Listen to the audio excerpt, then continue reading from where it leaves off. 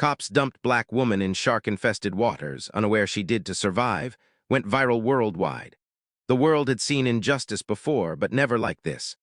A woman handcuffed, thrown off a police boat into an ocean boiling with sharks, as laughing officers watched her disappear beneath the waves. No one expected what came next. The video leaked, her name became a global cry for justice, and millions demanded answers. Her survival wasn't just a miracle, it was a message that the truth cannot drown. Before we dive into this unbelievable story of survival, betrayal, and redemption, hit subscribe. Because what you're about to read will shake your soul and remind you that even in the darkest depths, courage can still rise to the surface.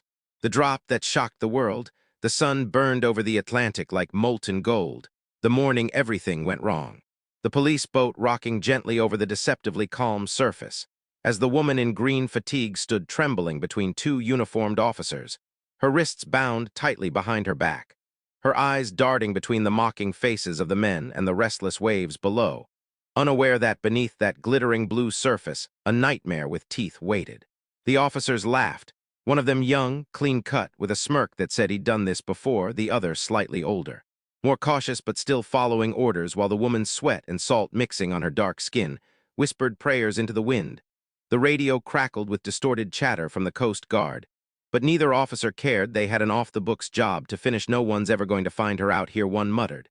And the woman's stomach turned to ice. She'd been arrested on false charges, something about resisting arrest and obstructing an officer. But she knew this wasn't about paperwork. This was punishment, a warning, an erasure. Her name was Naomi Carter, a marine biologist who had recently gone viral for exposing illegal ocean dumping linked to the city's police contracts. She had touched a nerve, and now they were going to silence her in the very waters she dedicated her life to protecting. The sea hissed against the boat as if it too sensed the injustice. Naomi stared out over the horizon, remembering her mother's words. The ocean remembers who we are. Her heart pounded so loudly it drowned out the officer's laughter. Then, without warning, a third cop stepped out of the cabin, a tall man with cold eyes and a badge glinting like steel, and gave the cruelest nod she'd ever seen. Do it. The younger cop grabbed her arm, yanked her forward, and before Naomi could scream, she was airborne. Falling through sunlight and salt, the world flipping upside down as she hit the surface like glass shattering, pain exploding across her chest as her lungs seized. The cold water wrapped around her, dragging her down, the handcuffs cutting into her wrists as she thrashed. Bubbles burst around her face as she opened her eyes and froze. Not 10 feet below her, the outline of something enormous moved through the shadows, sleek and predatory, circling. A great white shark, its body twisted through the light, jaws slightly open, as if tasting her fear. Naomi's scream became a trail of bubbles. On the boat, the cops leaned over the edge, watching the ripples fade. Guess she won't be filing any more complaints, one laughed. But they didn't notice the GoPro clipped to the back railing still recording, left on accidentally by one of the officers. The camera caught everything: Naomi's fall, the shark's silhouette, their laughter. As the shark lunged upward, Naomi spun instinctively, remembering her years studying shark behavior. Don't splash. Don't panic. She curled her body, pushed downward, and kicked with controlled force, the chains biting into her skin as blood clouded the water. The shark veered, confused, circling wider. She needed air. She needed freedom. But with her hands bound, she was helpless until her fingers brushed something sharp. Along the ocean floor, jagged metal, maybe a piece of a wreck. She turned, scraping her wrists against it, pain searing through her veins, the salt stinging the open wounds. Another shadow passed above, this time 2 sharks. Panic clawed at her chest. She sliced again, harder, and suddenly the cuff snapped open. Her lungs screamed for air. She kicked upward with every ounce of strength left in her, breaking through the surface with a gasp so loud it tore her throat. The boat was gone, only open water, endless. And silent, the sharks were still below, circling like ghosts. She turned slowly, eyes burning, scanning the horizon for land, for light, for anything. And then she saw it, a faint shape, maybe a buoy, maybe hope. She started swimming, each stroke a war between exhaustion and instinct, while beneath her fins cut through the water like blades. Hours. Past the sun burned her skin raw, every breath tasted like salt and fear. By the time night fell, she had lost all sense of direction. She whispered her name to herself over and over: Naomi Carter, Naomi Carter. As if saying it could keep her alive, somewhere far away lightning flashed, illuminating the sea like a wound. And in that fleeting light she saw something that stopped her heart. A red flare glimmering near the horizon. A ship, Hope, but behind her the water rippled again. Closer this time, the dark dorsal fin slicing toward her like a knife through silk. Naomi turned, her voice breaking as she screamed into the night. Not like this. The ocean swallowed her cry and then impact. Teeth, water, pain, but she didn't disappear. She fought. She kicked. She bit back with the desperation of someone who refused to die unseen. Somewhere beneath the chaos, her mother's voice echoed again, soft, steady, immortal. The ocean remembers who we are. And Naomi, with the world closing in around her, realized she wasn't fighting the sea. She was becoming it. The night bled into dawn. The horizon bleeding pale orange as Naomi's battered body floated between survival and surrender, every breath a battle, every heartbeat a defiance against fate. Her body trembled violently, her mind half lost in the rhythm of the waves, but her spirit refused to sink. Somewhere deep inside, the scientist in her whispered strategies, the survivor in her screamed, "Keep going." The salt had turned her wounds into fire. Her wrists were raw from the broken cuffs, and her throat burned from swallowing seawater, yet, when she looked around, she realized something both terrifying and miraculous. She was surrounded by fins. But the sharks weren't attacking, they were circling her like guardians, their black shapes, gliding through the water, curious, rather than predatory, drawn by her blood. But restrained by something she couldn't explain. Maybe it was her stillness, maybe her energy. She didn't know, but she felt it. The ocean had accepted her. The same sea meant to kill her was now holding her afloat. The sun climbed higher, beating down relentlessly. As she kept swimming toward the flickering red flare she'd seen hours before, every muscle screaming, the current pulling her in unpredictable circles. Time became meaningless, only the rhythm of breath splash pulse. Hours later, she spotted wreckage, splintered wood, a piece of a broken dinghy, and a floating cooler. She grabbed the cooler with shaking hands, pulling herself partly out of the water, coughing violently as she gulped air. Inside were melted ice packs, an empty bottle, and a waterproof phone case with a blinking red light. Her heart leaped. She yanked it open. The phone inside was dead, but its emergency beacon still pulsed faintly. Hope surged through her veins like electricity. "Come on." She whispered, her lips cracked. Just one signal somewhere in the distance. Thunder growled again, low and steady. She could sense a storm approaching, the air thick with static. She tore the beacon from the case, clutching it like a talisman, and tied it to the floating cooler before collapsing against it. Her eyes half closed for a moment. She let herself imagine being found, the Coast Guard lifting her into a helicopter, the world hearing her story, the officers exposed. But reality was crueler. The waves began to rise, the sky darkened, and within minutes, the sea turned violent. The wind howled like a living thing, rain slashing at her face. As lightning ripped the clouds open, the cooler nearly flipped, and Naomi screamed.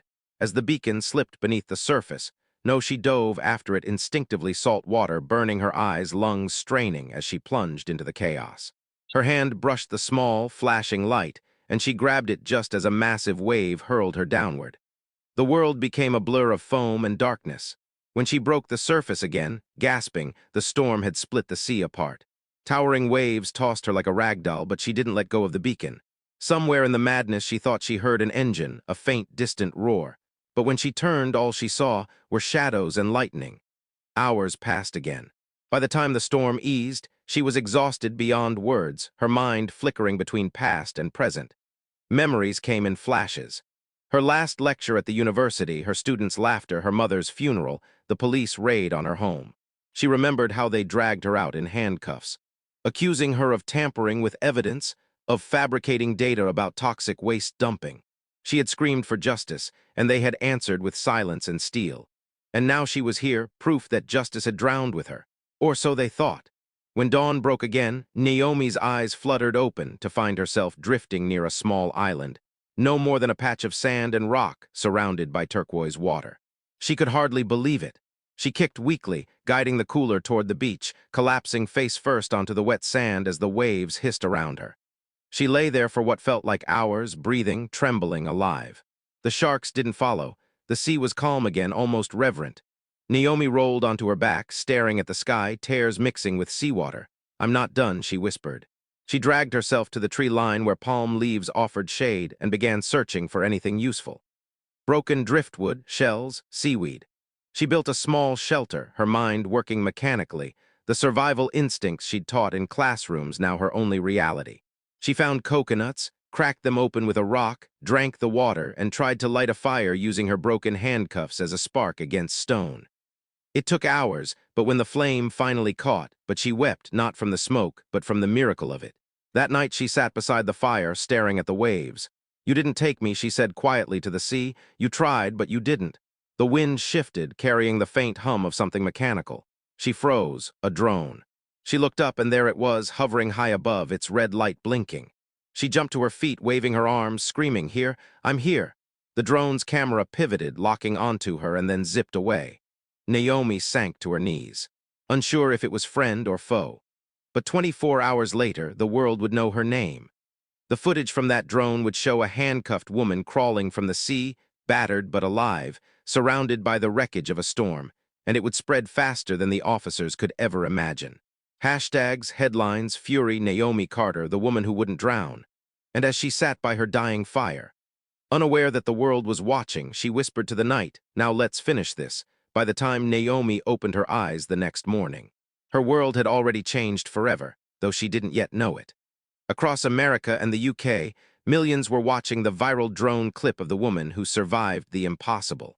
Hashtags like "Tired Naomi Lives" and "Justice for Naomi" exploding across social media, news anchors replaying the chilling footage of her fall and miraculous escape, while the police department scrambled to deny involvement. On the island, Naomi stared at the horizon, the sound of a distant helicopter growing louder until the shadow swept over her. Rescue. She stumbled forward, waving both arms as the rescue team descended. Within minutes, she was lifted into the air, the ocean shrinking beneath her as tears streaked down her sunburned face. In the helicopter, a medic handed her water, asking softly, "You're safe now, ma'am. Who did this to you?" Naomi's voice cracked as she whispered, "The people meant to protect me." Hours later, in a hospital bed surrounded by flashing cameras and reporters shouting questions, she realized the world had already turned her survival into a movement. Her story wasn't just hers anymore, it was everyone's. When she saw the video of the cops laughing as they threw her overboard, her whole body shook, not with fear this time, but with resolve. "They wanted me to disappear," she told the press. "But I learned something out there. The ocean may swallow your body, but truth floats." Within days, global protests erupted, the officers were suspended, and Naomi, still weak but unbroken, looked into the cameras and said, "This isn't revenge, it's revelation." The courtroom was packed to the walls, cameras flashing, voices buzzing with tension. As Naomi Carter entered wearing a simple black suit, her wrists still scarred from the handcuffs that nearly ended her life.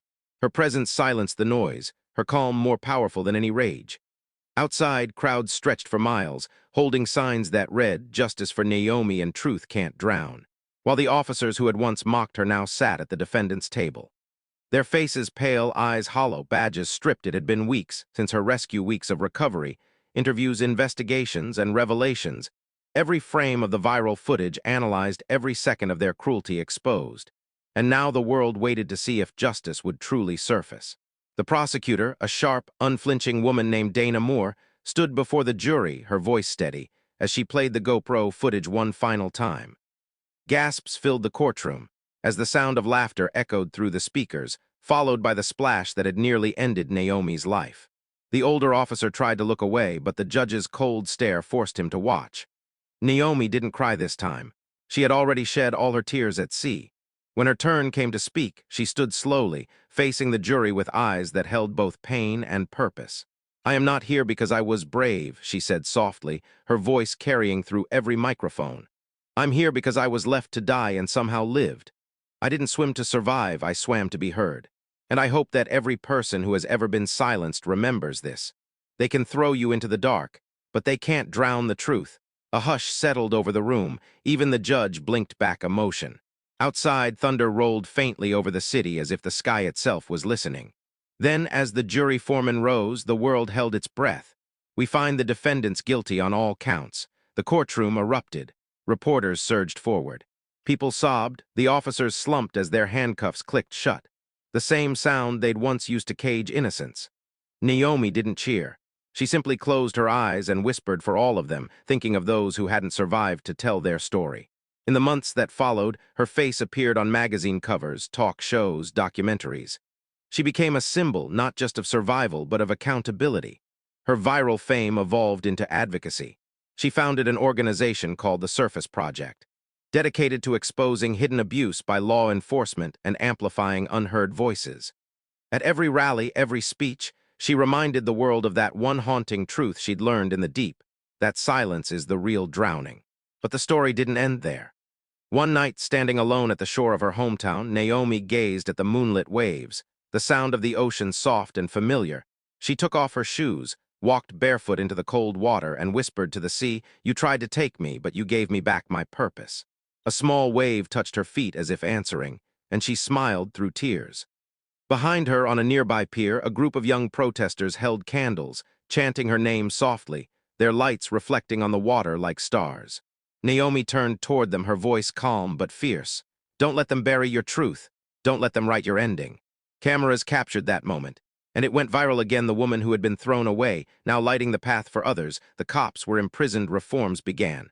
And the world changed a little, because one woman refused to sink. And as the final credits of her story rolled across every screen, and every heart one echo remained timeless and defiant, the ocean remembers who we are. So before you scroll past or forget this story, hit subscribe.